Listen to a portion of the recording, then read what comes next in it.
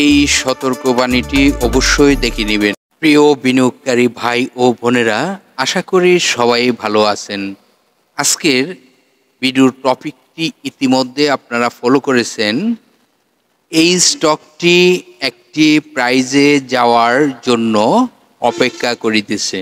তো আজকে যে স্টকটি নিয়ে আলোচনা করব, সে স্টকটি ভালো একটি প্রাইজে যাওয়ার জন্য অপেক্ষা করিতেছে এবং একটি প্রাইজেই বেশ কিছুদিন যাবৎ আপ ডাউনে রয়েছে।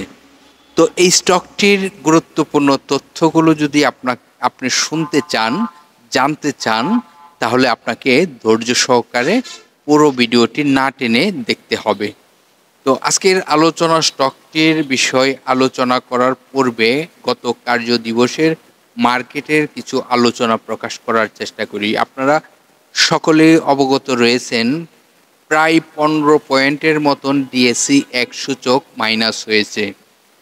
আমরা যদি লেনদেনের গতিটি দেখি মার্কেটে, তাহলে দেখতেই পারতেছি 889 কোটি টাকা, প্রায় 890 কোটি টাকার মতন লেনদেন হয়েছে। আমরা যদি দেখি যে দর বাড়ার তালিকার শেয়ার সংখ্যাগুলো কতগুলো ছিল, সেখানে ছিল 151টি কোম্পানি। দর হারানোর তালিকায় ছিল 183টি কোম্পানি। 60টি কোম্পানি ছিল যে প্রাইজে ওপেনিং হয়েছিল সেই প্রাইজেই ক্লোজিং হয়েছে।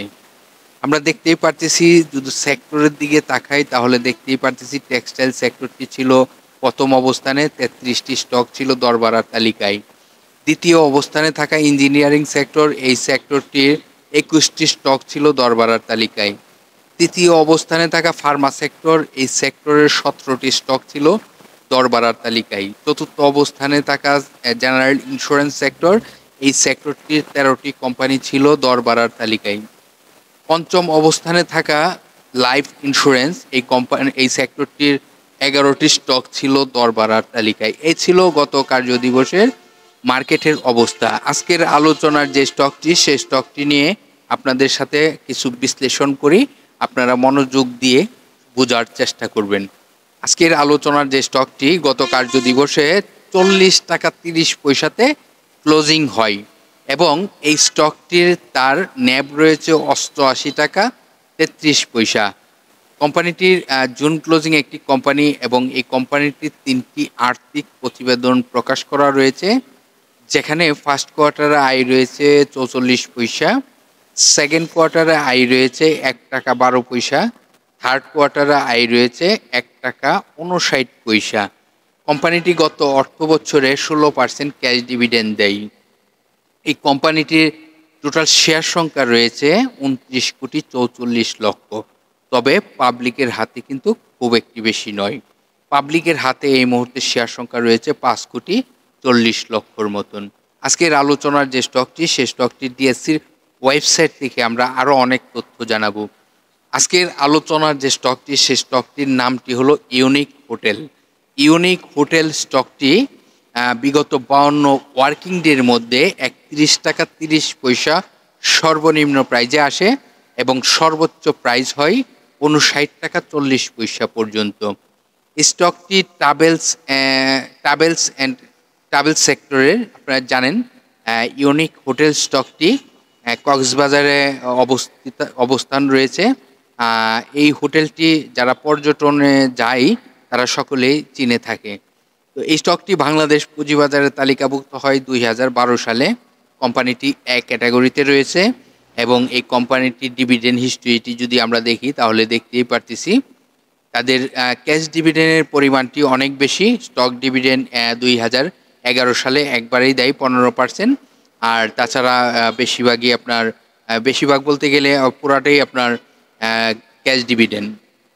তো এই স্টকটি আমরা যদি শর্ট টাইম এবং লং টাইমে লোন দেখি তাহলে দেখতেই পারতেছি শর্ট টাইমের জন্য লোন রয়েছে এবং লং টাইমের জন্য লোন রয়েছে এই কোম্পানিটির বিস্তারিত আরও তথ্য যদি আপনারা সংগ্রহ করতে চান তাহলে আপনাকে চলে যেতে হবে এই কোম্পানিটির ওয়েবসাইট থেকে আপনারা জানতে পারবেন এই যে ইউনিক হোটেলটি, তার বিস্তারিত তথ্য, এবং নোটিশ বোর্ড থেকে জানতে পারবেন এই কোম্পানিটির আরও আপডেট তথ্য। তো এখন দেখাবো এই স্টকটির আরএসআই কত, স্টকটির সাপোর্ট কোথায়। স্টকটি একটি প্রাইজে ঘোরাঘুরি করিতেছে অনেক দিন যাবৎ। এই প্রাইস থেকে যদি ভালো একটি প্রাইজে যাই তাহলে তার একটি রেজিস্ট্যান্স কোথায়, সেই সকল তথ্য আপনাদেরকে দেখাবো। ধৈর্য সহকারে দেখার চেষ্টা করবেন। আজকের আলোচনার ইউনিক হোটেল এই স্টকটির আরএসআই আপনারা সকলেই অবগত রয়েছেন 30 থেকে 70 আরএসআই স্ট্যান্ডার্ড আরএসআই। তবে এই স্টকটি 70 আরএসআই এর কাছাকাছি রয়েছে, এই জিনিসটিও মাথায় রাখবেন। স্টকটি যেহেতু এখান থেকে ভলিউম হচ্ছে সেজন্যই আমি বললাম যে এখান থেকে একটি ভালো প্রাইস হওয়ারও সম্ভাবনা রয়েছে। তো এখন প্রাইস স্টকও কিন্তু আপনার 70 আরএসআই ব্রেকআউট করে দিয়েছে। তো এই স্টকটিও আমার মনে হচ্ছে যে যে কোনো সময় এই এখানে এক ধরনের পার্টি অ্যাক্টিভ হয়ে স্টকটিকে ভালো একটি প্রাইস করতেও পারে আমার ধারণা। তো এই স্টকটির আরএসআই ইউনিক হোটেলের আরএসআই 66.51। এই স্টকটির সাপোর্ট যদি আপনাদেরকে দেখাই তাহলে দেখতেই পারতেছি 37 টাকা 40 পয়সা তার সাপোর্ট। যদি কোনো কারণবশত প্রাইসটি ফল করে তাহলে এটি একটি সাপোর্ট 37 টাকা 40 পয়সা। আর যদি এখান থেকে মুভমেন্ট চলে যায় রেজিস্ট্যান্স কত, সেই রেজিস্ট্যান্সটি আপনাদেরকে দেখানোর চেষ্টা করব এবং এই রেজিস্ট্যান্সে যাওয়ার সম্ভাবনা তখন থাকবে। তাহলে রেজিস্ট্যান্সটি আমাদেরকে ফলো করতে হবে কত টাকা, রেজিস্ট্যান্সটি আপনারা অবশ্যই ধৈর্য সহকারে দেখার চেষ্টা করবেন। রেজিস্ট্যান্সটি হলো 43 টাকা, একটু কাইন্ডলি 43 টাকা 40 পয়সা। 43 টাকা 40 পয়সার রেজিস্ট্যান্সটি যদি ব্রেকআউট করতে পারে এবং ব্রেকআউট করে যদি ক্লোজিংয়ে 43 টাকা 40 পয়সা প্লাস থাকতে পারে তাহলে কিন্তু স্টকটি আরও ভালো প্রাইস হওয়ার সম্ভাবনা থাকবে। আবার যদি এই 43 টাকা প্রাইস টাচ করে 43 টাকা 30 পয়সা প্রাইস টাচ করে আবার যদি ক্লোজিংয়ে কমে যায় তখন কিন্তু কারেকশন হবে, এটি মনে রাখবেন। ওই যে 37 টাকা কত পয়সা বললাম সাপোর্ট, এই সাপোর্টে থেকে নজর রাখতে হবে, এটি আপনারা মাথায় কিন্তু রাখবেন। তো আমি কিন্তু আপনাদেরকে যে তথ্যগুলো দিলাম একটি স্টক যখন চয়েস করবেন এই তথ্যগুলো সর্বপ্রথম ফলো করা প্রয়োজন এবং সেই তথ্যগুলোই আপনাদের মাঝে প্রকাশ করার চেষ্টা করে থাকি। তো আজকের আলোচনার যে তথ্যগুলো ইউনিক হোটেলের, এই তথ্যগুলো আপনারা বিভিন্ন সোশ্যাল মিডিয়া প্ল্যাটফর্ম শেয়ার গ্রুপে শেয়ার করে অন্যদেরকে শুনবার সুযোগ করে দিবেন। আর আপনারা আপনাদের হাতে থাকা যে কোনো স্টকের আরএসআই যদি জানতে চান তাহলে আমাদের ভিডিওর কমেন্টে কমেন্ট করবেন, আপনাদেরকে রিপ্লাই দিয়ে সহযোগিতা করব। তো আপনারা অবশ্যই আমাদের ভিডিওতে লাইক করেন, শেয়ার করেন। তো স্পেশালিভাবে আবারও বলবো বিভিন্ন সোশ্যাল মিডিয়া প্ল্যাটফর্ম শেয়ার গ্রুপে আপনারা যুক্ত রয়েছেন, শেয়ার করে হাজারো বিনিয়োগকারীদেরকে উপকার করতে পারেন।